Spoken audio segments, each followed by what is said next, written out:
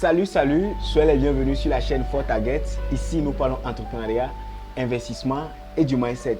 Si ces trois thématiques t'intéressent, je t'invite à t'abonner pour voir régulièrement ma petite tête et pour suivre également l'aventure avec nous. Les amis, une fois encore, soyez les bienvenus dans notre rubrique dédiée aux crypto-monnaies.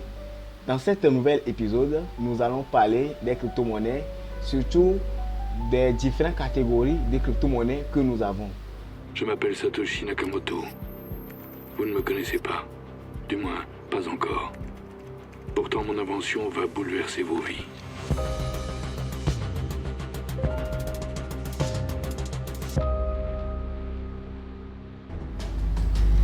Souvent, quand on débute dans l'écosystème crypto, il y a des thèmes qui prêtent à confusion. Et le premier d'entre eux, c'est Bitcoin et altcoin. Il y a souvent une confusion entre les deux. Rappelons simplement que le Bitcoin est la première crypto-monnaie qui a vu le jour. Et c'est grâce à son code open source que s'est inspiré d'autres projets pour pouvoir mettre au point aussi des crypto-monnaies. Donc les autres crypto-monnaies, eux tous sans exception, sont considérés comme des alternatives au Bitcoin. Ce qui fait que nous avons des altcoins, nous avons alternatives au Bitcoin. Donc nous avons des altcoins qui sont des alternatives au Bitcoin et le Bitcoin en elle-même. Donc déjà, on doit déjà essayer de différencier ces deux catégories-là. Bitcoin, c'est la première crypto-monnaie qui a vu le jour. Elle est unique là-bas, Bitcoin. Et nous avons les altcoins qui regroupent tous les autres crypto-monnaies, excepté les Bitcoins, car elles sont des alternatives au Bitcoin. Il y a aussi un autre thème aussi qui prête un peu confusion, mais ça ne doit pas prêter confusion, c'est seulement pour les débutants. C'est la notion de token et de coin. Souvent, on entend parler de token, coin. Qu'est-ce qu'on appelle token, qu'est-ce qu'on appelle coin?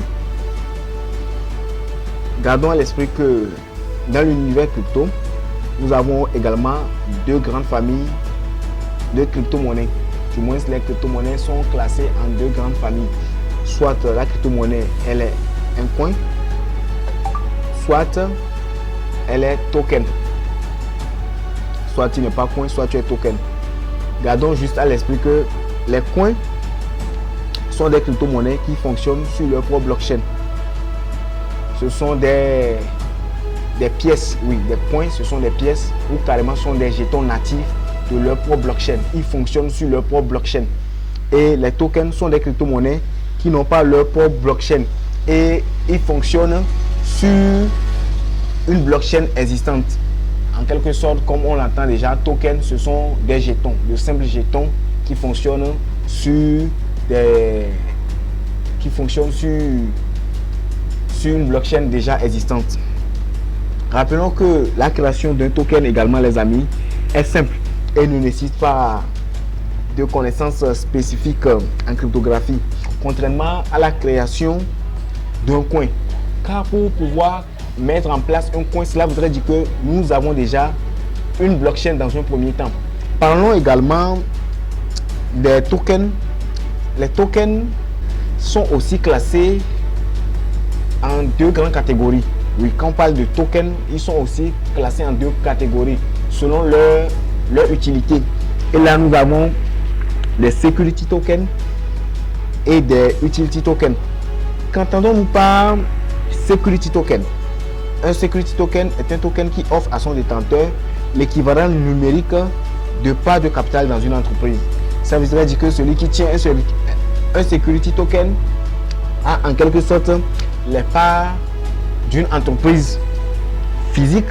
Donc bon, c'est comme il est actionnaire dans une entreprise. Contrairement à un utility token, il offre à son détenteur l'accès futur à un service proposé par l'entreprise émettrice. Donc bon, du moins, ce ne sont pas des parts, d'action en quelque sorte, mais c'est comme l'accès à un service futur. Du moins, c'est comme si dans le futur, bon, ce token que je détiens pourrait me servir à faire quelque chose, ou bien bon, a joué un rôle. En quelque sorte, c'est ce qu'est un utility token. Utility token, c'est que lui n'est pas une part de l'entreprise, mais il promet en quelque sorte, il promet à celui qui le détient dans les jours à venir ou bien dans le futur un service. C'est que grâce à ce token là, il pourrait bénéficier d'un service. Gardons une fois aussi à l'esprit, les amis, que quand on parle de utility token ou bien de security token, ce ne sont pas sûrement des tokens. Non, parce que comme on avait déjà vu un peu plus en arrière, quand on parle de tokens, parce que nous avons les tokens et des coins. Mais ici, quand on parle de tokens, parce qu'on utilise le terme token pour juste les classifier en fonction de leur utilité. Cela voudrait dire que ce que je voulais vous faire comprendre par ici est que quand on parle de security token ou bien de utility token, c'est que ça peut être des tokens émis comme ça sur une blockchain existante, ou carrément ça peut être aussi des blockchains, des pièces natives des blockchains, mais juste en fonction de leur utilisation, ou bien oui, en fonction de leur utilisation, ils sont classés soit en utility token, soit en security token. C'est pas parce qu'on les appelle des tokens qu'ils sont des tokens qui sont émis sur des blockchains existantes. Et nous avons aussi des thèmes aussi qui peuvent être en confusion. Nous avons aussi les mêmes coins et des shitcoins. Oui, il y a souvent une confusion qui est de ce côté-ci. Les mêmes coins et les shitcoins. Bon, qu'appelle-t-on même coin ou bien des mémé coins? Quand on parle des mémé coins, ce sont des actifs cryptographiques ou bien des cryptoactifs qui sont inspirés par des noms d'animaux souvent. Le Dogecoin, chacun connaît le Dogecoin. Pour ceux qui ne le connaissent pas, rappelons que le Dogecoin a été créé en 2013. Nous pouvons citer d'autres, nous pouvons citer par exemple le Shiba Inu. Shiba Inu, c'est le nom d'un chien. Donc il y a même une concurrence ou bien une rivalité entre le Dogecoin et le Shiba Inu. Le Shiba Inu dit veut prendre la place du Dogecoin. Bon, tant mieux. Nous avons le Dogelon Mars, vous voyez, Dogelon, Dogelon, vous voyez, n'est-ce pas? Dog comme dog parce que Dogecoin, vous voyez, n'est-ce pas? Elon, vous voyez, n'est-ce pas? Elon Musk, vous voyez, n'est-ce pas? Donc Dogelon Mars, vous voyez, n'est-ce pas? Floki Inu, Akita Inu. Bon, les amis, il y en a plein. En termes de même coin, il y en a plein. Et si je veux citer, nous n'allons pas quitter ici aujourd'hui. Et on continue toujours comme ça dans cette logique. Et nous pouvons aussi parler aussi comme ça des shitcoins. Il faut différencier. Nous avons les mêmes coins à part et nous avons aussi les shitcoins. Qu'appelle-t-on shitcoin? Un shitcoin est une crypto-monnaie inutile qui existe sur le marché. C'est aussi simple que ça. Shitcoin, en parenthèse,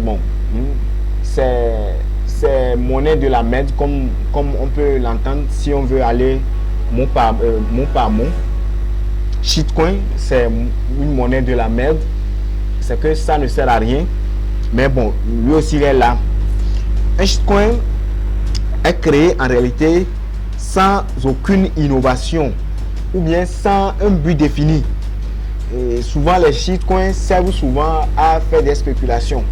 Et les amis, attention, faut pas rentrer dans les shitcoins, les amis. Ne rentrez pas dans les shitcoins.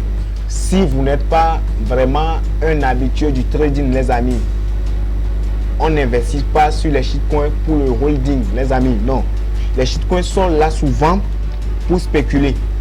Donc les amis, faites très attention aux shitcoins. Faites très attention aux shitcoins.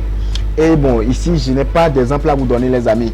Parce que pour parler de shitcoin, ça dépend de beaucoup de critères. D'abord, en fonction du temps. Oui. Seul le temps dira si c'est un shitcoin ou pas. Oui, parce qu'un projet peut être là, bien là aujourd'hui, et après, finalement, il devient shitcoin. Parce que ça n'a plus, ça n'apporte plus rien. Donc bon, on peut le considéré comme un shitcoin. Et ça dépend aussi du contexte. Et ça dépend aussi de celui qui parle, en fonction de quel argument, les amis. Donc ce qui fait que ici, je ne peux pas citer un shitcoin. Je ne peux pas vous citer un shitcoin maintenant, dire que cette crypto-monnaie si est shitcoin, cette crypto-monnaie si est shitcoin. Parce que ça dépend de beaucoup de choses.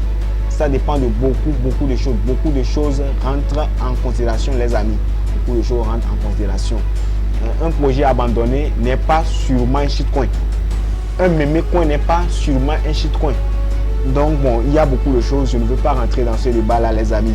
Donc les amis, c'est ce que je tenais à vous partager. Si vous aussi, vous avez des suggestions ou bien des remarques, les amis, n'hésitez pas à partager cela avec nous au sein des commentaires, les amis.